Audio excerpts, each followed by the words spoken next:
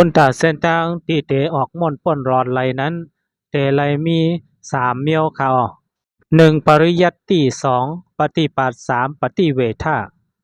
ปริยัตติในเตไหลยินถ่อมเอาตราสภาวะและขณะยุคนามตยาที่มีอยู่ที่โตที่เจอเฮาคาในอุปมาเปิงแตกมันยุกป่อมาตั้งตานามป่อมาตั้งตา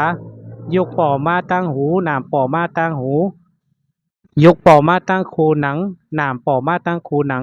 ยุกป่อมาตั้งลิ้นนามป่อมาตั้งลิ้นยุกป่อมาตั้งโตกายานามป่อมาตีโตกายาคมปาสะพอนามตยาตีป่อมาตีเจอกูเจ้าก้นหลีเห็นหูทำตราอันตีเป็นยุคเป็นนามพุทธปอกเป็นมาอยู่ที่โตกายาคันธาในแจงแจงแรงแรงในจึงเป็นปริยัตติขาออปุณตาหูจักยุคตาลาและนามตราสะพอยุคและสะพอนามที่มันพุทธปอกเป็นมาอยู่นั่นสติมาต้องยุคและนามสะพอตาลาที่มันพุทธปอกเป็นมาอยู่นั่นอันในห้องว่าปฏิปัติค่ะเมื่อพ้องสติมาต้องยุคและนามที่พุทธปอกเป็นมาอยู่ตั้งตาหูคูหนังโตลิ้นเจอเจไหนปิงญาก็แจกเพผู้จอมสะพอสภาวะยุคและนามที่มันพุทธปอกเป็นมาตั้งตาหูคูหนังลิ้นโตเจอต่อเพื่อฮอดถึงเป็นโซตาปานเตจากกว่าเจไหนอันในห้องว่าปฏิเวทาคาออก็เปิ้นในแลผู้เจ้าก้นหลีตาเตหูหันทำตราไหนจึงอย่าเปแปดปริยัตติเพื่อมีปริยัตติปฏิปัติก็มีเพื่อมีปฏิปัติปฏิเวทาก็เตรียมเป็นมาหลายค่ะ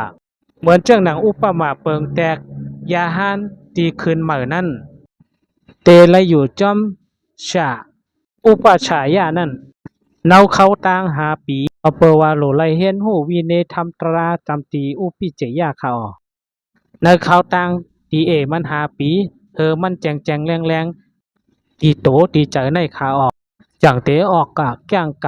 ำยอมหนังจริตาโตเจ้าเก่านั่นขาออกก็เปิดในเลยผู้เจ้าก้นหลีใครเห็นหูปริยัตติในจึง